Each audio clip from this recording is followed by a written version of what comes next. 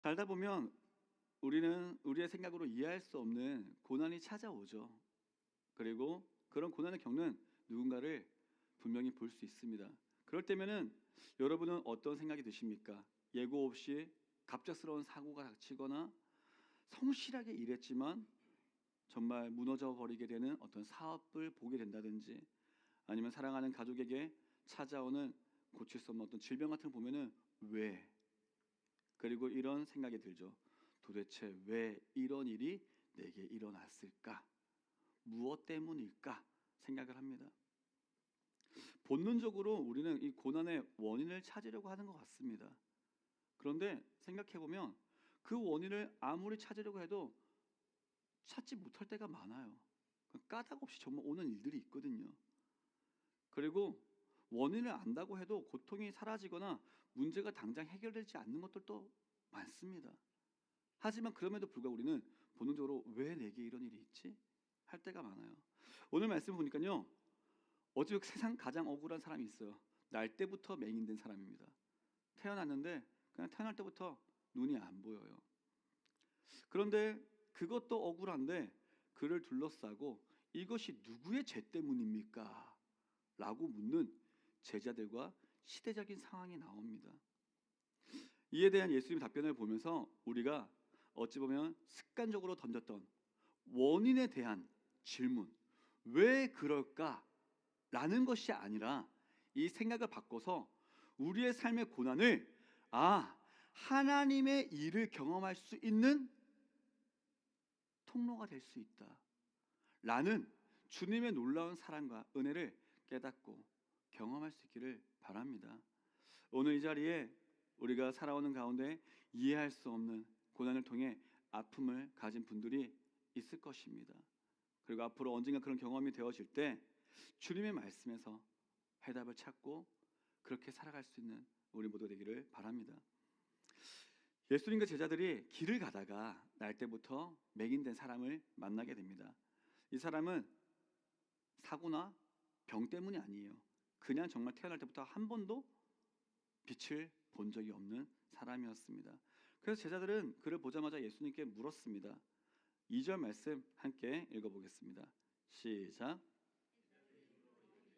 랍비여, 이 사람이 맹인으로 난 것이 누구의 죄로 인함이니까? 자기니까 그의 부모니까? 아멘. 아멘. 이 질문은 당시 사람들이 성경을 오해함으로써 생긴, 그렇지만 보편적으로 갖고 있던 시대적인 의문점이었어요. 그리고 얘기였습니다. 자, 자기의 죄 때문이냐, 부모의 죄 때문이냐. 여기서 자기의 죄 때문이란 것은 흔히 이런 생각이 있었어요. 태중에서부터 죄를 지었기 때문에 이런 일도 있을 수 있다. 예를 들면 구약 말씀 가운데 야곱과 에서에 대해서 야곱이 에서의 뒤꿈치를 잡고 자기가 먼저 태어나고자 했던 어떤 그런 신랑이를 보면서 우리가 태중에 있을 때부터도 죄인으로서 있을 수 있겠다. 부모의 발을 빵빵 차는 게 그게 어떤 죄성 때문에 나올 수 있겠다 라고 그냥 인간적인 해석을 갖다 붙여서, 근데 그게 당시 보편적으로 있는 태중에서부터 죄를 지을 수 있다, 그로 인한 대가로서 벌을 받아서 이렇게 태어날 수도 있다라는 생각이 있었고요. 그 다음에 또 있었던 것은 부모의 죄 때문입니까? 라는 것도 있었어요. 여기에 대해서는 이제 부모의 죄 때문입니까? 오해가 생각이 되는 부분은 크게 두 가지를 얘기할 수 있습니다. 먼저는 신명기 28장에 보면은 쭉 이런 말씀이 나요. 이렇게 하면 복을 받고 이렇게 하면 저주를 받을 것이다 라는 말씀이 나옵니다. 그러다 보니 어떤 사고가 생각 가운데 바뀌게 되냐, 모든 고난에는 원인이 있다, 그리고 원인에는 죄가 있다 라는, 우리가 쉽게 생각하면 인과 응보, 뿌린 대로 거둔다 라는 생각이 있었습니다. 그리고 또 한 가지는 십계명에서도 이런 말씀이 있었어요. 출애굽기 20장 5절 말씀 보니까 제가 읽겠습니다. 그것들에게 절하지 말며 그것들을 섬기지 말라. 내 하나님 여호와는 질투하는 하나님인즉 나를 미워하는 자의 죄를 갚되 아버지로부터 아들에게로 3, 4대까지 이르게 하거니와 라고 말씀이 나와 있습니다. 즉 어떻게 생각이 되느냐, 부모의 죄가 자녀에게도 유전되어진다. 근데 말씀을 보면은 이렇게 생각하기가 쉬울 수 있겠죠. 그래서 이렇게 생각하며 어떤 사상으로 발전했냐? 가계에 흐르는 저주. 해서 가계 저주라는 이단적인 사상도 있습니다. 그리고 민수기 14장 말씀에도 보면은 이런 말씀들이 또 비슷하게 나와 있어요. 그러다 보니 실제로 당시 랍비들이 부모가 우상 숭배나 아니면 심각한 어떤 도덕적 죄를 범하게 되면 그 형벌이 그에게서뿐만 아니라 자녀를 통해서 신체적인 장애로 나타날 수도 있다라고 가르쳤다는 것입니다. 그런데 이 모든 것이 맞다고요? 아니라고요. 성경을 잘못 해석한 오류였다라는 것입니다. 왜냐하면 먼저 신명기의 말씀 자체는 옳습니다. 하나님 말씀은 1.1도 변함이 없고 그대로 맞아요. 그런데 그 말씀이 옳다고 해서 그거를 역으로 무조건 해가지고 이건 이러니까 저렇게 거꾸로 하면 이것도 이렇게 될 수 있다라고 할 수 있는 게 있고 그러지 못하는 게 있습니다. 그 예를 들어 볼게요. 이렇게 하면 복을 받고 이렇게 하면 저주를 받을 것이다. 그렇게 하다 보니 역으로 해서 저주를 받은 자들마다 다 그 저주를 받을 만한 죄를 지었다. 이것은 잘못 해석이 될 수 있는 소지가 있다라는 겁니다. 이유는 성경에서 그것이 구약부터 신약까지 창세기부터 요한계시록까지 일맥상통하게 흐르는 주관적인 말씀이면 상관이 없어요. 그런데 생각을 해볼게요. 죄를 지어서 온 고난이 아니라 그렇지 않음에도 불구하고 얻은 고난에 있어가지고 우리는 되게 잘 볼 수 있는 말씀이 있습니다. 어떤 말씀이 있냐? 욥기서가 있어요. 욥기서는 의인의 고난에 대하여 깊이 말씀을 상고할 수가 있습니다. 죄를 짓지 않아도 물론 우리는 다 죄인입니다. 하지만 그것이 죄를 지어서 오는 것이 아니라 다르게도 고난을 받을 수 있음을 알려주고 있습니다. 또한 아버지의 죄를 아들에게까지 갚게 한다라고 했던 십계명 통해서 주셨던 이 말씀의 원 하나님의 의미는 부모가 우상 숭배나 악행을 일삼게 되면 그 환경에서 자란 자녀들도 자연스럽게 죄를 습득할 수 있게 되는 죄의 악순환에 대한 경고를 하고 있는 겁니다. 왜냐하면 우리 환경이 되게 중요하지 않습니까? 그러니 그런 환경 가운데 자라게 되면 이렇게 될 수도 있다라는 것에 대한 그래서 조심해라 라는 것이 강한 말씀이지 그렇게 하니까 아빠가 죄를 지었으니까 아들에게까지 그 손자에게까지도 죄를 물을 것이다 라는 건 아니에요. 실제로 이 부분에 대해서 구약 말씀에도 동일한 구약 가운데 부모의 죄 때문에 자녀가 벌을 받는다 이런 건 아니야 라는 것을 반박하는 말씀이 나옵니다. 에스겔서 18장 19절에서 20절 말씀을 함께 보겠습니다. 시작. 그런데 너희는 이르기를 아들이 어찌 아버지의 죄를 담당하지 아니하겠느냐 하는도다. 아들이 정의와 공의를 행하며 내 모든 율례를 지켜 행하였으면 그는 반드시 살려니와 범죄하는 그 영혼은 죽을지라. 아들은 아버지의 죄악을 담당하지 아니할 것이요 아버지는 아들의 죄악을 담당하지 아니하리니 의인의 공의도 자기에게로 돌아가고 악인의 악도 자기에게로 돌아가리라. 아멘. 그렇죠. 하나님은 아버지의 죄 이것이 흘러가는 게 아니라 각 개인의 믿음과 행위에 따라 심판하겠다. 명확하게 말씀하셨습니다. 그러니 그 말씀에 당시 가운데 어떻게 하나님이 주신 말씀인가라는 것 정확하게 하는 게 중요한데 그러지 않았다는 거예요. 따라서 이 제자들의 질문은 당시 사람들이 갖고 있던 조경의 오류였습니다. 그리고 이런 적용의 오류는 오늘 우리에게도 빈번하게 생기는 것을 볼 수가 있습니다. 비단 상대의 방해 고난뿐만이 아니에요. 저 사람은 왜 저랬을까? 왜 저렇게 돼서 저렇게 됐을까? 라는 생각만이 아니고요. 스스로에 대해서도 생각할 때 내게 어떤 고난이 찾아오고 어려움이 왔어요. 내게 어떤 죄가 있어서 이럴까? 쉽게 생각이 든다 이거예요. 이 고난 이꼴 죄. 상대방도 보면서 저 사람은 어떤 잘못을 저질렀길래 저렇게 됐을까? 하나님의 징계에 대한 부분도 생각할 때가 많습니다. 여전히. 뿐만 아니에요. 우리의 영적인 부분에서도 보면은 두려움을 해서 기독교 말고도 다른 종교 아니면 어떤 신앙적인 측면에서 보면은 우리 쉽게 볼 수 있는 무속 신앙이 있어요. 조상의 죄로 인해서 자손들이 어려움을 당하니까 이거 뭐로 풀어야 된다. 굿으로 풀어야 된다라고 하는 이런 무속 신앙들은 되게 많습니다. 말씀을 잘못 적용하고 맹신하는 그리고 우리의 모습도 동일하게 봅니다. 대를 이은 저주 같은 것은 앞서 말씀처럼 하나님의 뜻과는 전혀 상관없는 얘기입니다. 물론 죄에 대한 하나님의 징계로서 어려움은 있을 수 있습니다. 하지만 이 또한도 죄 때문에 내가 저주를 받았다, 고난을 받았다 라고 하며 부정적인, 그래서 죄로만 가게 되는 것은 하나님이 원하시는 게 아니다 라는 것은 우리가 분명히 알아야 될 부분입니다. 하나님은 죄로 인한 징계에 대해서도 그 뜻을 명확하게 알려주고 있습니다. 잠언서 말씀과 예레미야서 말씀 우리 같이 한 번 더 읽어보겠습니다. 시작. 여호와께서 그 사랑하시는 자를 징계하시기를 마치 아비가 그 기뻐하는 아들을 징계함 같이 하시느니라. 여호와의 말씀이니라. 너희를 향한 나의 생각을 내가 아나니 평안이요 재앙이 아니니라. 너희에게 미래와 희망을 주는 것이니라. 아멘. 아멘.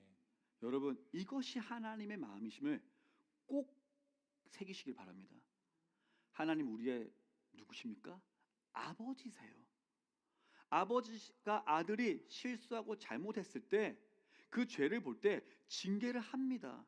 그런데 이것은 그 자녀가 잘 되도록 하는 거예요. 그래서 예레미야서 말씀 가운데 너에게 주는, 너희들이 이것은 재앙이다. 자, 이때 어떤 상황이냐? 포로로 잡혀가는 모습을 보면서 우리는 징계를 받고 재앙을 받았다. 결과적으로는 맞습니다. 죄로 인해서 된 것은 맞아요. 하지만 그것이 재앙으로 끝나는 게 아니라 너에게 평안이요 미래와 희망으로 나가는 길이 되어진다. 이유는 이것입니다.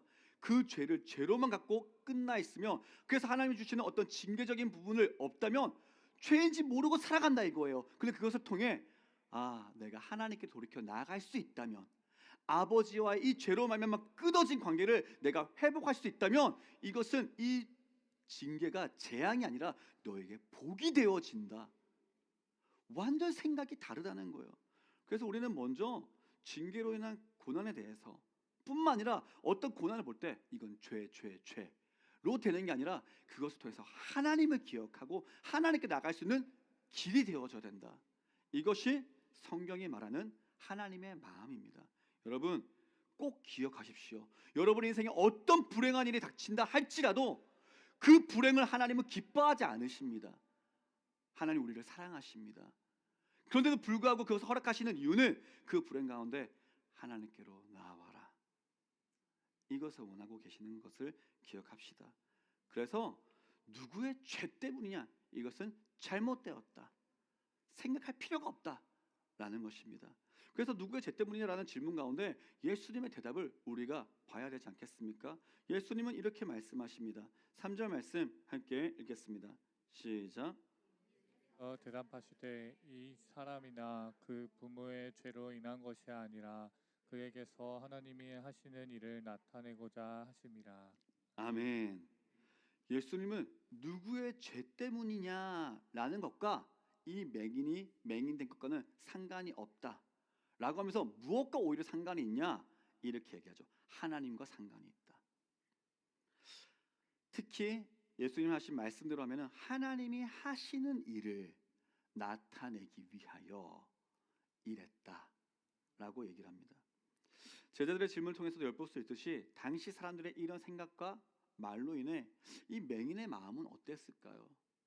맹인으로 태어난 것도 억울한데, 가슴 아픈 일인데, 들리는 말과 그 말로 해서 끊임없이 자기 속에 맴도는 생각, 나는 어떤 죄 때문에, 무엇 때문에가 이렇게 됐을까? 이래서 하나님의 마음이 아니라는 겁니다. 죄에 매몰되어지고 자존감이 낮아지고 끊임없이 나를 볼 때마다 정죄로 낙인 찍혀있는 자로서 일말의 회복의 모습이 보이지 않는 그런 인생, 얼마나 복되지 못한 불행한 인생이냐라는 겁니다. 그래서 앞서 있어서 다시 말씀을 드립니다. 고난을 보면서 나의 죄 때문이다, 누구의 죄 때문이다가 아니라, 물론 그 가운데는 나의 죄를 바라보고 하나님께 나갈 수 있는 통로가 되는 것을 필요하다면은 가져야 됩니다. 하지만 죄로 말미암아 그 매몰되는 것은 하나님 기뻐하지 않으신다라는 것을 다시 알라는 겁니다. 그런데 또 생각을 해보면은 예수님의 이 말씀에도 한 가지 의문점이 생겨요. 뭐냐? 그러면 하나님이 하시는 일을 나타내기 위해서, 쉽게 말하면 하나님이 이 맹인의 눈을 고쳐주기 위해서, 기적 한번 보여주시기 위해서 태어날 때부터 맹인으로 만드셨다? 그래서 평생을 고통 속에서 살게 하셨다? 라는 거냐? 라고도 생각할 수 있지 않겠습니까? 여러분 어떻습니까? 생각해 볼게요. 하나님께서 하나님의 기적을 여러분을 통해서 보여주시기 위해서 수십 년을 맹인으로 사시고 싶으신 분 혹시 계십니까? 기적 한번 경험하기 위해서? 아니면은 기적을 경험하지 않아도 좋으니까 그냥 두 눈 멀쩡히 뜨고 평범하게 살고 싶습니까? 고민하지 않으셔도 괜찮습니다. 왜냐하면 이미 고민 자체가 그러니까 쓸모없는 생각이에요. 왜냐하면 예수님의 말씀의 의도가 그런 게 아니기 때문입니다. 이 말씀의 본질은 고난의 원인, 고난의 원인 찾자고 하지 말았잖아요. 고난의 원인이 죄가 아니라 하나님께 있다, 이런 뜻이 아닙니다. 그 고난의 이유가 너 눈 떠가지고 하나님 일을 보여주시기 위해서, 단순히 이런 이유 위해 너 평생으로 맹인으로 살아왔다, 이런 얘기가 아닙니다. 이건 중요하지 않습니다. 왜 맹인이 되었는가가 중요한 게 아니라 이미 일어난 그 고난을 하나님이 이제 어떻게 사용하실 것인가. 여러분 기억하십시오. 하나님은 소망이 되십니다. 그래서 왜 과거에 우리가 매몰되려고 합니까? 왜라고 해서만은 우리의 인생이 앞으로 나갈 수가 없습니다. 힘을 얻어 나갈 수가 없습니다. 여러분 지금까지 지내온 모든 것이 여기까지 온 것도 하나님의 은혜다라고 하면은 그 은혜를 갖고 다음은 어떻게 살아갈 것인가 라는 질문으로 이 세상을 살아갈 수 있기를 바랍니다. 왜 이 고난이 왔을까가 아니라, 하나님 이 고난의 이유는 내가 알 수 없지만 하나님 이걸 통하여 하나님 일을 어떻게 해나가실까요? 이게 중요한 겁니다. 이런 해석의 변화가 여러분께 있기를 축복합니다. 우리는 살면서 일어나는 모든 고난, 이 비극의 원인을 다 알 수 없다고 얘기했습니다. 물론 하나님은 아실 것입니다. 그렇다고 하나님 그러면 왜 이런 일이 일어났어요? 라고 구하는 것은 그렇게 지혜로운 질문이 아니다라는 것을 말씀을 통해 알 수 있습니다. 이유는 원인을 안다고 해서 해결로 이어지지 않기 때문입니다. 예수님의 말씀을 통해서 우리가 붙들어야 할 것은 분명합니다. 우리에게는 그 어떤 고난도 하나님께 붙들리면 선하게 쓰임 받을 수 있다. 그래서 우리가 좋아하는 롬파 28 로마서 8장 28절 말씀 함께 읽겠습니다. 시작. 하나님을 사랑하는 자, 곧 그의 뜻대로 부르심을 입은 자들에게는 모든 것이 합력하여 선을 이루느니라. 아멘. 여러분 여기서 모든 것에는 우리의 아픔, 실패, 억울한 어떤 모든 일들, 질병, 고난까지도 다 포함되어 있습니다. 여러분의 삶 가운데 이해할 수 없는 어려움들이 있습니까? 고난을 경험한 적이 있습니까? 여전히 지금까지도 해석이 안 되어지고 왜 그랬을까 이해가 안 되어지고 앞으로 언젠가 그런 일이 있게 되어진다 할지라도 여러분 자유할 수 있기를 축복합니다. 왜? 그리고 나의 죄 때문인가? 뭐 때문인가? 내가 실수해서 그런가? 과거에 매몰되어서 끊임없이 침몰되어지는 우리가 아니라, 하나님 설령 그것이 나의 과거의 어떤 죄 때문이라면 그 죄로 인한 나의 모습을 연약함을 용서하여 주시옵소서. 그러면 생각해요. 성경은 그러면 내가 죄를 회개하고 고백하면 하나님은 너희 죄가 주홍같이 붉을지라도 다 용서하신다고 했는데, 그럼 이게 죄 때문에 인한 고난이면 그 고난도 없어져야 될 거 아닙니까? 그러니까 우리가 이렇게 해지면 끝이 없는 거예요. 징계적인 의미가 되었든 이해할 수 없는 고난이 되었든 상관없습니다. 중요한 건 이것을 갖고 내가 어떤 발판으로 삼아 하나님이 주시는 일로서 맛보면 나갈 것이냐, 이게 중요한 겁니다. 고난 자체가 복이라고 하기에는 참 어렵습니다. 하지만 이 고난을 통해 하나님이 하시는 일을 나타내는 귀한 도구로 사용되어진다면 고난이 유익이 될 수 있는 줄로 믿습니다. 그렇다면 이제 이 하나님이 하시는 일이란 무엇일까를 정확히 알아야 되겠죠. 여기에 대해서는 쉽게 생각하는 자, 맹인이었으니까 이 맹인이 이제 눈을 뜨게 되는 것. 이거를 우리가 쉽게 하나님의 일인가라고 생각하니까 이제 앞서 그러면 하나님의 일을 이 맹인 눈을 뜨는 걸 위해서 그렇게 살아왔는가? 라고 하니까 또 이제 좀 어려움들이 생기는 거예요. 말씀을 보면은 단순히 눈을 뜨는 기적만을 얘기하지 않습니다. 이것만이 하나님의 일이다라고 하지 않아요. 왜냐하면 하나님의 일에 대해선 예수님은 이미 분명히 이것이 하나님의 일이다라고 말씀하신 적이 있기 때문입니다. 요한복음 6장 29절 말씀 제가 읽겠습니다. 예수께서 대답하여 이르시되 하나님께서 보내신 이를 믿는 것이 하나님의 일이니라 하시니. 아멘. 사람들이 물어봤어요. 그러면 우리가 어떤 일을 해야 하나님의 일을 할 수 있습니까? 라고 할 때 예수님이 이렇게 답하신 거예요. 하나님이 보내신 일을 믿는 일이 하나님의 일이다. 너희가 할 수 있는 가장 선한 일, 가장 중요한 일은 하나님 보내신 이 나를 믿는 것이다. 복음을 얘기하고 있습니다. 여러분 다시 기억합시다. 우리가 해야 할 하나님의 일은 가장 첫째되고 중요하고 그리고 하나님이 기억하실 유일한 일은 하나님께서 보내신 이 예수 그리스도를 믿는 것임을 꼭 기억하시기를 바랍니다. 결국 그렇다면 자 하나님의 일이 이렇다면 하나님이 이 일을 위해서 오늘도 하시고 있는 것도 마찬가지라는 거예요.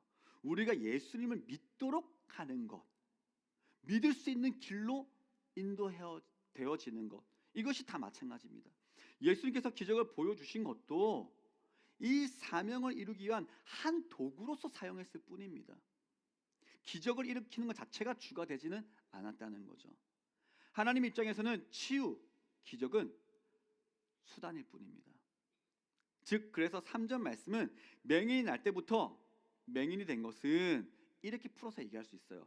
이 사람이나 부모의 죄로 인한 것이 아니라 이제 이 사람을 통해서 단순히 이 사람이 눈을 뜨는 것을 통해서 하나님의 영광, 기적을 보여주려고 하는 게 아니라 하나님께서 예수님을 보내셨다는 것, 예수님이 하나님이시라는 것, 예수님이 우리의 구원자 되신다는 것을 이 사람을 통해 보여주시기 위해서 하나님께서 하신 거다 라고 할 수 있다는 겁니다. 그리고 이러한 의미는 4절 5절 말씀을 통해서 더욱 분명히 알 수 있습니다. 4절 5절 말씀 마지막 함께 읽겠습니다. 시작. 해가 아직 낮음에 나를 보내신 이의 일을 우리가 하여라 하리라. 밤이 오리니 그 때는 아무도 일할 수 없느니라. 내가 세상에 있는 동안에는 세상의 빛이로라. 아멘. 예수님은 세상의 빛이십니다. 맹인뿐만 아니라 모든 인류에게 가장 중요한 일은 그래서 빛이신 예수님을 보는 겁니다. 우리 육신의 눈을 뜨는 것 비교할 수 없는 이상의 의미가 여기에 있는 거예요. 영적인 눈을 떠야 합니다. 맹인에게 육신을 눈을 뜨는 것보다 더 중요한 일이 이 영혼의 빛 대신 예수님을 만나고 영원한 생명을 얻는 것이었습니다. 이것은 비단 맹인만이 아닙니다. 우리는 모두 영적인 맹인과 같다라고 할 수 있습니다. 그래서 빛이신 예수님 볼 수 있는 이 영적인 눈을 떠야 합니다. 4절 말씀과 같이 주님과 함께하는 지금이 낮입니다. 일할 수 없는 밤이 온다고 합니다. 최후의 심판, 예수님의 재림, 이제 그 다음에는 더 이상 복음을 위해 우리가 할 수 있는 일이 없습니다. 그래서 지금 있는 이때가 기회라는 거예요. 그래서 이 기회 가운데 무엇도 쓰임 받을 수 있다고요? 우리에게 있는 고난까지도 하나님의 이 일을 위해 쓰임 받을 수 있다. 그러니까 우리가 해야 할 것은 이 낮 가운데 주님이 보내신 너희를 부르신 그 사명을 위하여 일해라. 아무도 일할 수 없는 밤이 오기까지. 우리는 이것을 기억해야 합니다. 이후 예수님은 맹인의 눈을 고쳐주십니다. 맹인은 단순히 눈의 고침만 경험한 것이 아니었습니다. 그러니까 9장 후반부로 갈수록 보니까 바리새인들이 이제 이를 막 위협하면서도 얘기를 해요. 그런데 이 맹인은 예수님을 변호하며 예수님을 주로 고백하며 예배하는 자가 됩니다. 이것이 진짜 하나님이 하시는 일이라는 거죠. 그리고 하나님이 하시고자 하는 일입니다. 하나님이 여러분을 통해, 저를 통해, 우리를 통해서 하시고자 하는 일은 이것입니다. 여러분을 통해 예수 그리스도가 나타나시길 원합니다. 고난이 없었다면요, 이 맹인은 평범하게 살 수 있었을 것입니다. 하지만 육체 가시 때문에 오히려 빛으로 오신 예수님을 더 깊이 만날 수 있는 하나님의 일을 나타내는 통로가 되었다는 거예요. 그러면 이런 생각도 할 수 있어요. 꼭 그런 것들을 통해서만 하나님을 나타낼 수 있는 통로가 될 수 있을까? 그건 아닙니다. 그런데 예수님을 따랐던 많은 이들 가운데 기적을 보고 경험한 이들도 있었어요. 근데 기적을 경험했다고 해서 그저 다 예수님을 다 정말로 믿는 이들로 되었느냐? 그건 아니더라 이겁니다.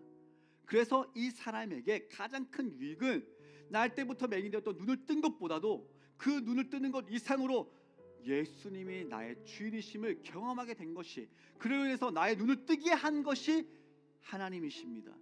예수님이 하나님이십니다. 외쳤던 게 더 큰 은혜라는 것입니다. 우리의 삶도 마찬가지입니다.